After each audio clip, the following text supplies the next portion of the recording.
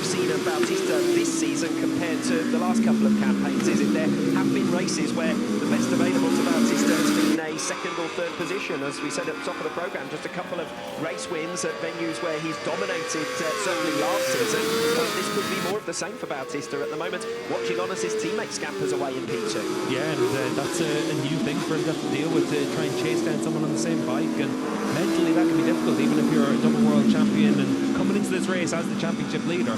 But for Bautista, this is where he needs to just get what he can in contract, and the status that came with it was important. BMW had to go big with the contract, and at the end of the day, their faith in Toprak being the difference maker has been rewarded up to this point. Bad news for those following Tito Rabat's progress. He has gone down and is out of the points. It was looking good for his best result of the season in P12. That's going to promote Garrett Gerloff, Michele Pirro, Michael Ruben Rinaldi and Scott Redding into the last of those point-to-take positions. A couple of names down the order there, Rinaldi and Redding. With past seasons become accustomed to much more. Race 1 of the 2024 Pirelli Emilia-Romagna round gets underway. Good jump as well from Alvaro Bautista. Challenges to the inside line into turn 1. He's already alongside teammate Nicolo Bulliger, who's got swallowed up and is going backwards. Gardner leads. He's hit the front ahead of Razgatlioglu. Bautista and Bulliger swapping out over third position. Decent launch initially from Andrea Iannone. He's up to P6. Locatelli also coming through on Alex Lowe's, who's down to 7th, with Sam Lowe's now for company in P8. Alex, I think, has got back through now on Andrea Iannone and 7th.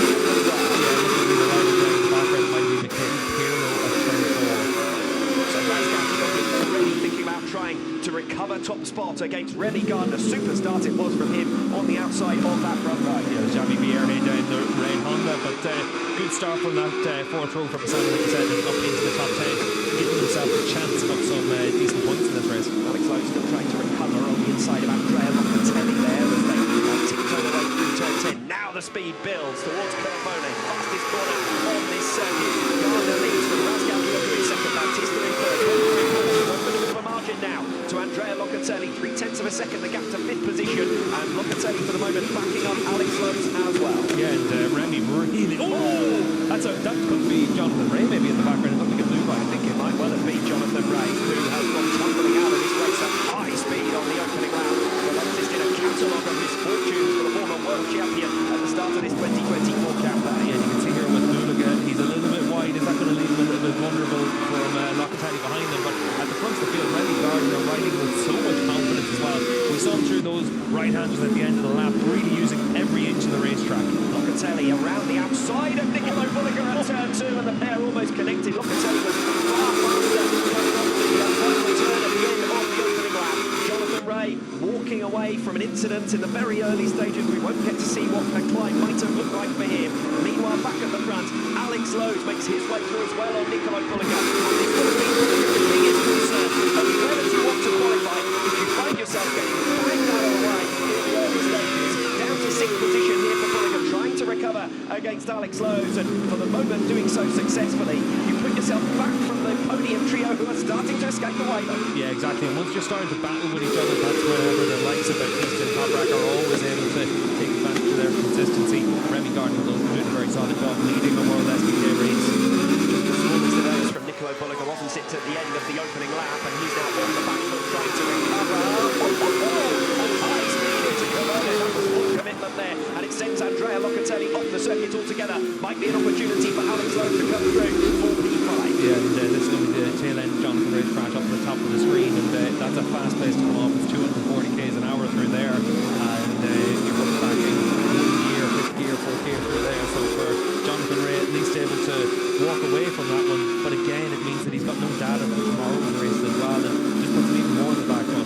Remy Gardner, who took his first podium position in the Superbike World Championship last time out in Assen, front row start for only the 2nd time in his career, leads the way ahead of Toprak Razgatlıoğlu, continuing that strong form from the Dutch round into the Emilia-Romagna round. Razgatlıoğlu 4 tenths of a second back. Bautista up into the provisional podium position for a place on the 2nd row of the grid. Was another great launch from Bautista. Yeah, really good start from Álvaro and able to keep himself in those leading positions, but you got to say right now Remy Gardner is the star of the show, because to be this comfortable out in front of those early laps, that's the key thing, is to put yourself in those positions to give yourself a chance of being able to have a good result, because so often we're just have to make up so much ground in the closing stages of the race. So for Remy, he's now got a chance of being able to keep himself in those podium spots all the way through this race. But Toprak's coming. Bautista dropping back from Toprak Razgatlıoğlu as well. Might well be content to play the long game, but he is going to have Nicola Bulliger right on his tail. Bulliger closing on Bautista, Razgatlıoğlu closing on Gardner. 2 races in 1 at the moment in those podium positions.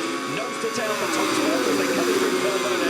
Gardner needs to get it absolutely spot on here, or into Cara, the slowest corner on the circuit. Razgatlıoğlu might be close enough for a jab. Not for the moment, at least. Bulliger not close enough to Alvaro Bautista either. Interesting there to see Bulliger on the number 11 machine actually pulling a little bit more wheelie between turn 13 and then getting on the brakes in 14. So he's impatient to get through on Alvaro Bautista. Coming through the final turn, where Toprak Razgatlıoğlu had his spill in practice yesterday. No such problems this time around for Toprak, who's got a good exit from that final turn. Wants to start another lap. He's already up alongside Remy Gardner in towards turn 1, but can't quite outbreak it. Gardner will have to be cautious not to lose the position into turn 2. He covers the line quite nicely, but for the moment, it's all defence for Gardner. Toprak Razgatlıoğlu on the attack. Let's just remember about Remy Gardner, though, a Moto2 World Champion rider that was able to make the difference in a series that was all basically about being on the same package with the Calix bike back then. So for Remy Gardner, we know how good of a rider he is. He also knows how to win races and World Championships, so he's not going to be phased by having Toprak chase him down.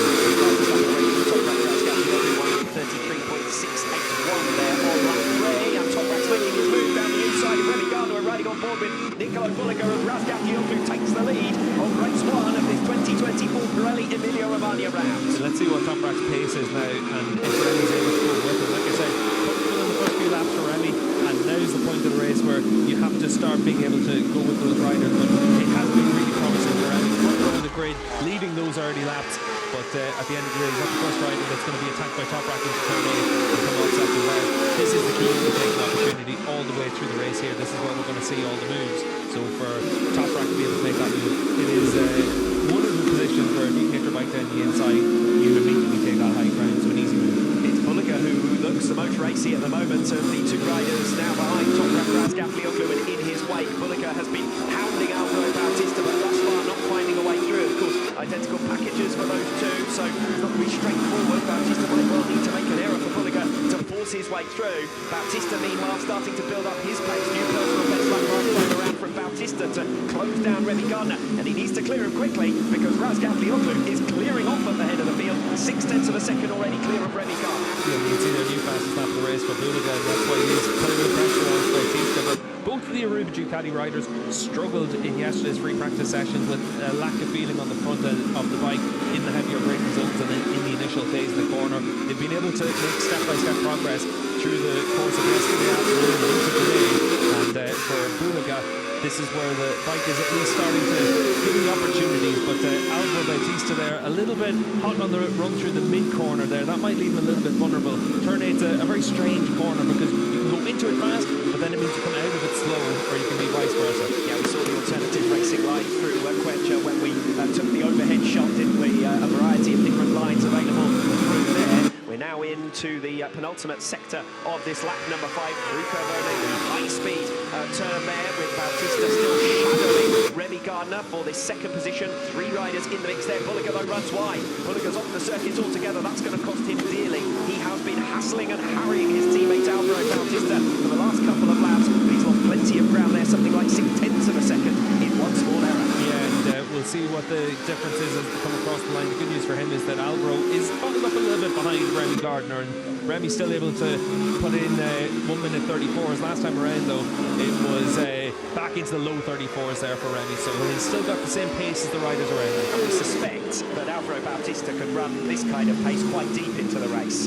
What everyone else's tyre life might do later on is a different matter, but we know Bautista can afford to play the long game. Alvaro can run this pace all day. That's what we've been able to see over the years here at Misano, but we've seen it where he's out in front able to run that pace. It's a different story whenever you're in the middle of a battle, and also if you're behind a rider in front, maybe the tyre temperature goes up as well because you don't have that clear air in front of you. It's 30 degrees here at Misano, so it is very warm, so if you're behind a rider, it's always going to be that little bit more difficult for the tyres. While Bautista is coming up behind Remy Gardner, Nicola Bulliger has far more pace than his teammate, already starting to make up ground. 0.3 of a second pulled back on Alvaro Bautista already. Bautista sees this as the opportunity to make the move. He is going to have to be very forceful. That is a classic pull pass there from Alvaro Bautista. Bautista. Can Gardner immediately respond? The answer is no. The acceleration now towards Cremona for Alvaro Bautista, and Nicolo Bulliger again making his move there through turn 11. So Bulliger perfected something quite unique there, and Gardner suddenly finds himself in a matter of 3 turns going back from 2nd to 4th. Yeah, we've seen that Bulliger and Bautista have been the fastest riders through the speed trap. That's just before the entry of turn 11 all the way through this weekend, so just able to use that extra bit of top speed, and the exit from turn 10 is what sets that up, and the acceleration out of it. So for Nicolo Bulliger, he's been able to make that move twice. We know that's what he's feeling comfortable. Now we have the top 3 in the championship, in the top 3 places in this race 1.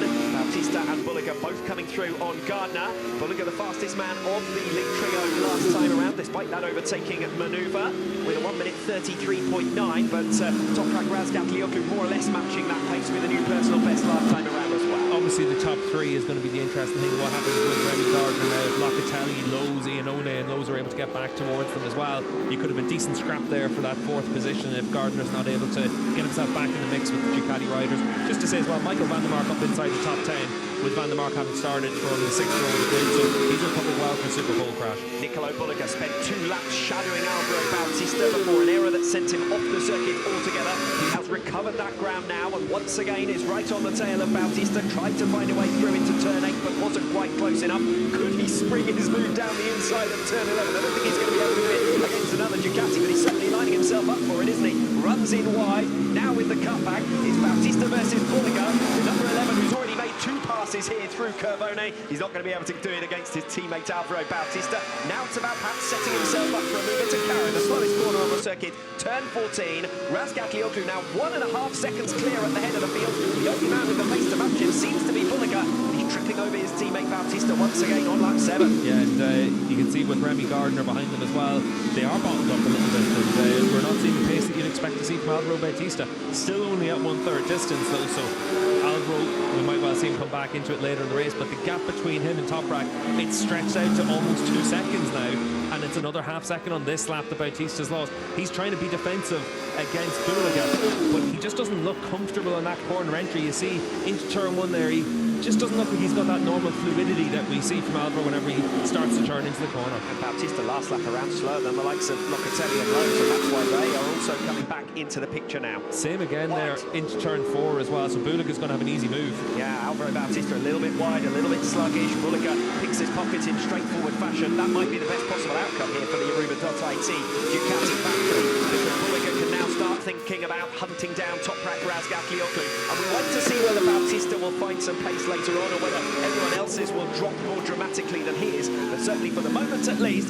if things were to stay as they are at present, we have a BMW leading the Riders' World Championship. Yeah, it's interesting because you can see there on the trail braking zone, Bautista overruns a little bit wide in through turn 10, but it's in those upright braking zones and that initial phase of getting onto the side of the tyre, he looked to be struggling in sector 1, but it's always different whenever you're the rider in front and now you're the rider behind, so we'll keep an eye on Bautista and what he can do. Andrea Locatelli faster than Remy Gardner for a few consecutive laps, 0.2 of a second per lap, and at this stage of the race, the fastest Yamaha out there. So Locatelli with an opportunity quite soon to get through on Remy Gardner and try and hunt down those podium places. That will be a real fillip for the number 55 after a very disappointing Dutch round last time out. For the moment, it's Remy Gardner holding station in that 4th position. So we've got the 2 Ducatis in 2nd and 3rd, of Bulliger and Bautista. We've got the 2 Yamahas behind of Gardner and Locatelli, and then it's Alex Lowe's rounding out your top 6 as Locatelli really almost goes up the back of Remy Gardner there in towards turn 1. Last time around, Toprak the only rider inside the 33 with the new personal best. Bulliger obviously made the move on Alvaro Bautista, and he's about a 10th of a second slower than that. So we'll see if on this lap, with clear track in front of him, if he's able to close down the gap to Toprak. And while you're going through the times, worth mentioning Alvaro Bautista with a 1 minute 34.9, so a second loss to Toprak Razgatlıoğlu. The gap is already 0.8 of a second to Nicolo Bulliger, 2.6 to top spot of Toprak Razgatlıoğlu. Yeah, Alvaro, like you said, doesn't look comfortable out there, but it is a long race here, and he's had so much success here in the past that we'll wait and see if it comes back to him. But as it is right now, it does look like it's just starting to stretch out at the front, and Toprak with 2 seconds in hand. You don't see Toprak lose from a lead like that too often. It's not totally out of the ordinary for what we've seen of Bautista this season compared to the last couple of campaigns, is it? There have been races where the best available to Bautista has been a 2nd or 3rd position. As we said at the top of the programme, just a couple of race wins at venues where he's dominated, certainly last season. This could be more of the same for Bautista at the moment, watching on as his teammate scampers away in P2. Yeah, and that's a new thing for him to have to deal with, to try and chase down someone on the same bike, and mentally that can be difficult, even if you're a double world champion and coming into this race as the championship leader. But for Bautista, this is where he needs to just get what he can out of this race. This is about grinding out a podium and making a step for tomorrow. The rest of the field starting to thin out somewhat at this stage. Andrea Locatelli closing down on Remy Gardner, but lost a little bit of ground midway through that previous lap. First flying lap there with clear air in front of him, booted at 4/10 of a second faster than Toprak. Locatelli clips the back of Remy Gardner going into turn 2. He had half committed to the move. He was too close to Gardner to bail out of it. Remy Gardner doing well to stay on. Locatelli's momentum now for turn. Alex Lowe sensing an opportunity to try and get on terms. If he can carry his momentum nicely, there might be an opportunity in towards turn 8. The race for 4th position reignited as Andrea Locatelli clips his own teammate and one rider to the next. Yeah, you can see into the Toprak side of the BMW pit box there as well, and a few worried faces, but I'd imagine that's just the accountants department there for Mark Bongers that's been on the phone to him, because they've got a rider now with Toprak that they expect to be able to do things like this, to win races in Ducati's home ground, places where Alvaro Bautista has been so strong over the last few years. Toprak just brings that confidence to a team, and he's got a lap to go after this one, and he just looks so composed on the bike. Even when the bike moves around as much as it does underneath him, he's the rider that makes the difference. Yes, you've got to hope that when they were setting the win bonuses, they were more optimistic of Toprak's chances than many up and down this paddock, because he was moving to a manufacturer that was in the bottom 2 in the Manufacturers' Championship last season. He's turned things around for BMW and looks set to become a championship leader. Yeah, once Toprak got onto the bike, you could see that it was going to be okay for him. He was going to be able to ride it like he needed to. But this time last year with Lozano, whenever it had all been confirmed, this was the first round back for Toprak to talk to the media about leaving Yamaha, going to BMW. And obviously, the contract and the status that came with it was important. BMW had to go big with the contract, and at the end of the day, their faith in Toprak being the difference maker has been rewarded up to this point. Bad news for those following Tito Rabat's progress. He has gone down and is out of the points. It was looking good for his best result of the season in P12. That's going to promote Garrett Gerloff, Michele Pirro, Michael Ruben Rinaldi and Scott Redding into the last of those point-paying positions. A couple of names down the order there. Rinaldi and Redding with past seasons become accustomed to much more. 2 former factory Ducati riders on the Aruba official team, and they're now scrapping it out for points at what had been one of the rounds, but they always expected to come and be competing at the sharp end. Yeah, it just goes to show you don't want to be moving on from the Ducati factory team, do you, in any hurry? Michael Ruben and Aldi stepping to independent machinery this season. It has not worked out for him with Moto Corsa. Scott Redding struggling is going to pick up just the last points-paying position. Into the final sector now then for Toprak Razgatlioglu. This, when he had this film yesterday, safely negotiates the final turn.